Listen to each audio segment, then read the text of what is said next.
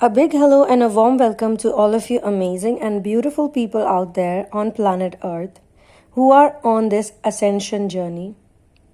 I welcome you all to my channel. And if you're coming here again, you have written comments, a lot of you. I read them.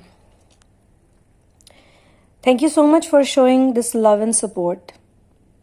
I also see some of you who are very angry, who are unhappy, who are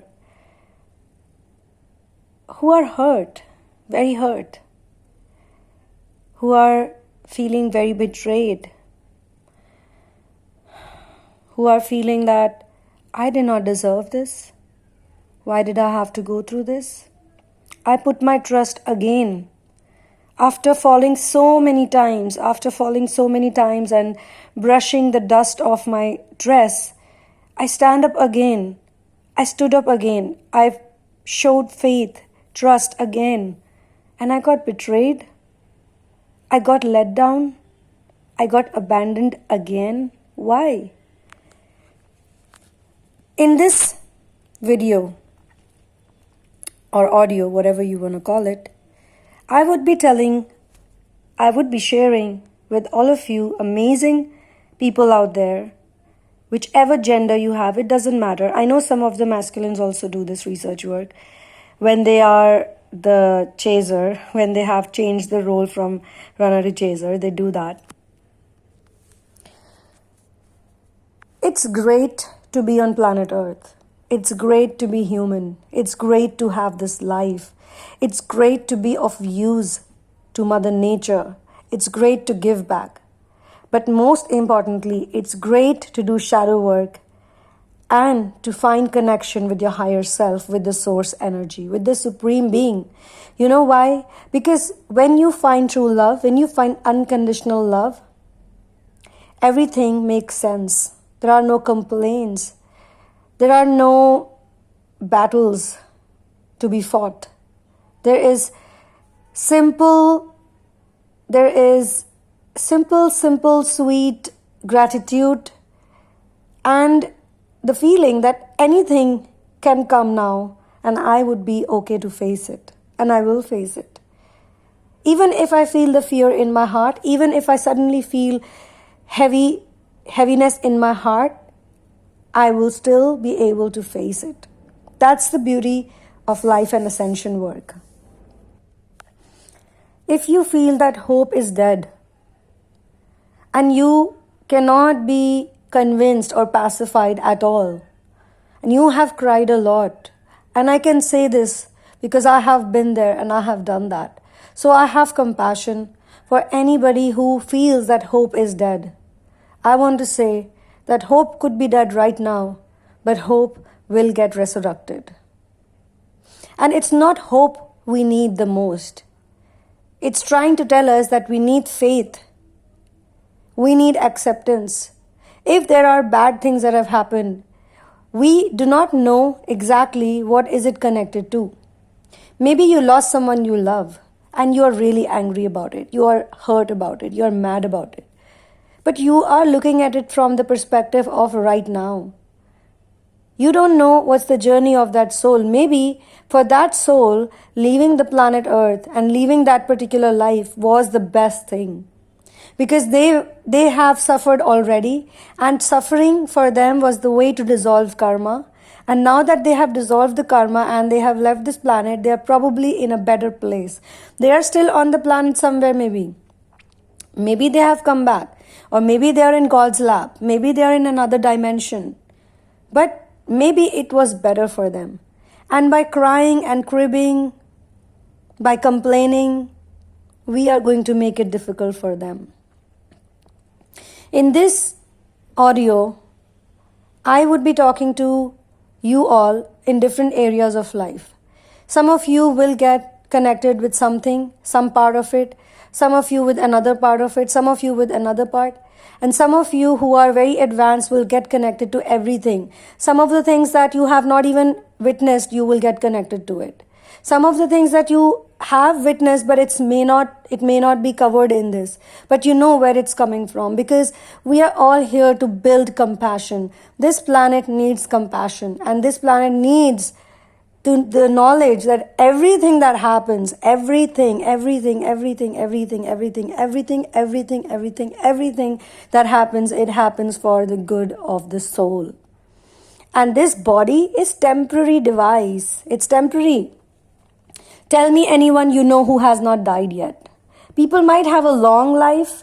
People could be incarnations, but at one point or the other, they do reach a place where they let go of this body. They might get a subtle body. They might get a lighter body later on, but they do leave this body. Because this is planet Earth, and it's a school. It's an education ground. We all go to school. We don't live in the school forever. We study and we come back to our homes.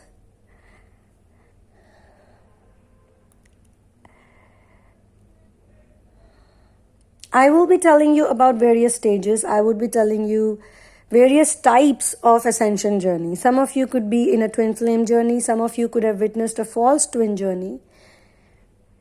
Some of you could be in a soulmate relationship. But you know that you are going through a lot. It resembles a lot with what people talk about the twin flames. So you are here too. And as I said, some of you could be in the compassion stage. Some of you could be in the surrender stage. Some of you could be in the runner-chaser dynamic. Some of you would be trying to learn how to forgive. Some of you could be very angry and hurt right now. But you're all in this together. My suggestion to you all is that don't get rigid. Don't make any strong perceptions about this journey. Be flexible. Different things can play out at different times. You could witness different things. But the core of everything that you go through is a feeling. We are all feeling beings. We are human beings. We are feeling beings. We create our reality based on how we feel. And these feelings, they help us. These feelings, they help us. They are like the compass.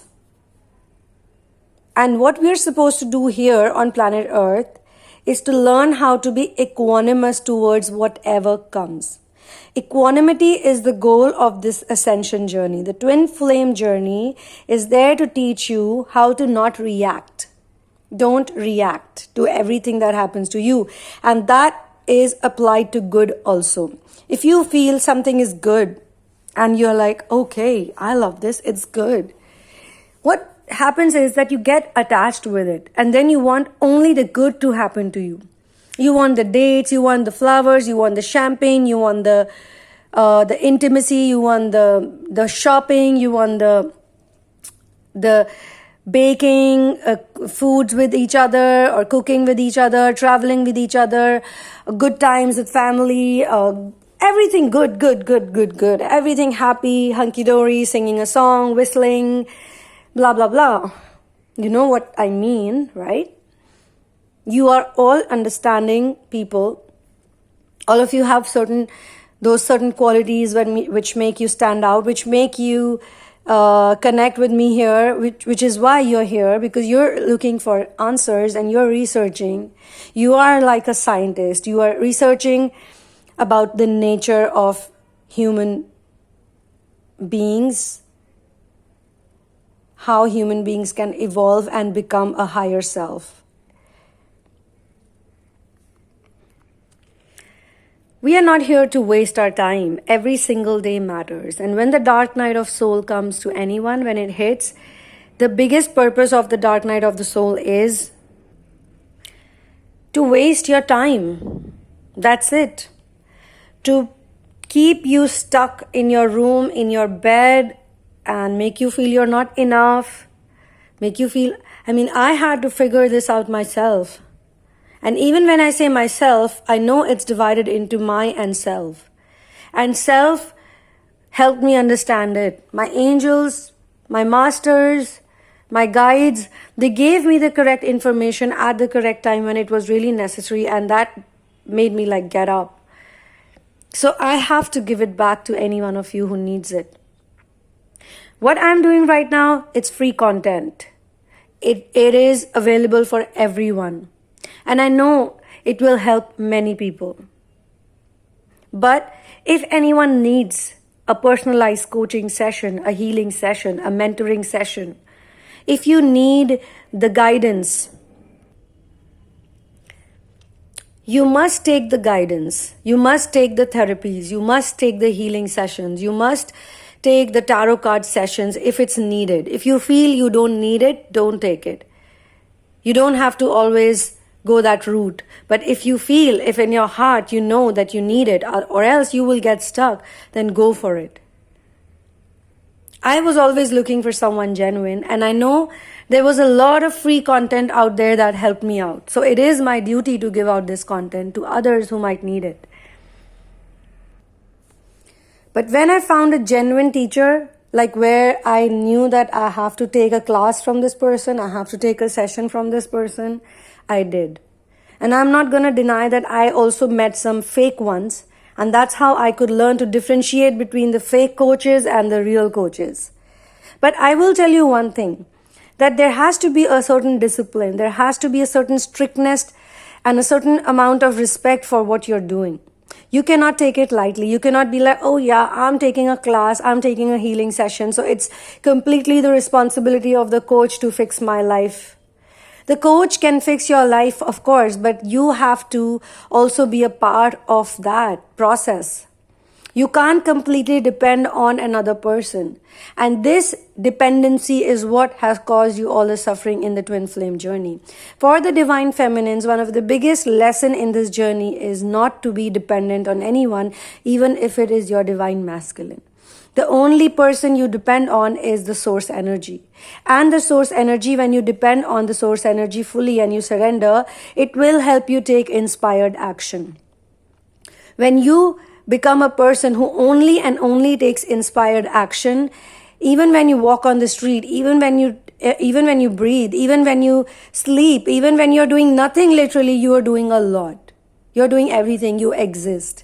Your existence has a value. But this is not to make you feel superior. This is to make you remember that you are a nobody. You are a nobody. I am a nobody. I say that to myself. I'm a nobody.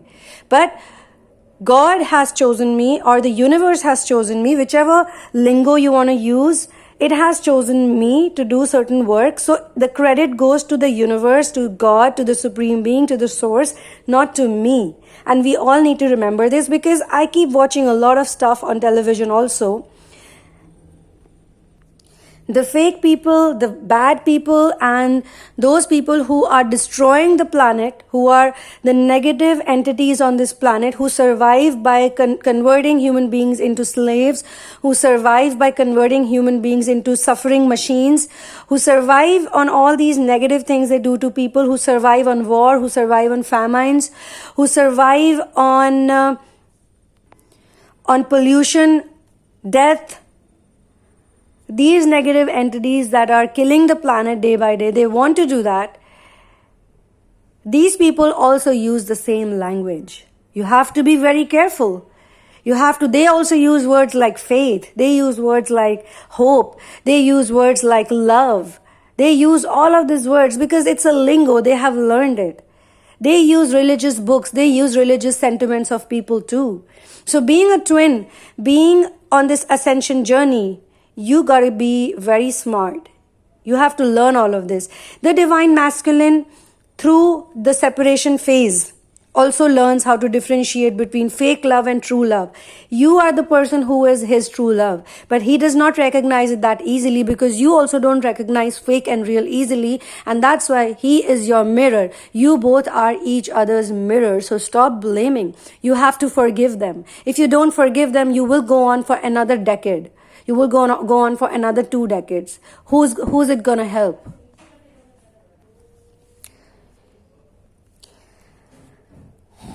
I just want to say one thing to you all, that you guys have to keep working. You cannot lose hope. You cannot lose faith. You cannot let the dark night of the soul win.